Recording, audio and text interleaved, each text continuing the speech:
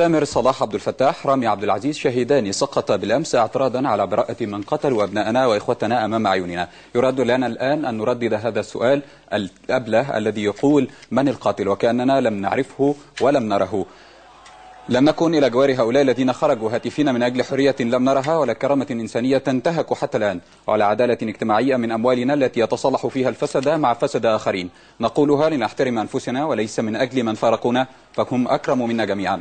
والغضب وأصوات الثكالى لن يمنعها تجاهل الشاشات التي تفتح أبوابها للخائضين والفسد. إلى تفاصيل هذه الجولة الإخبارية.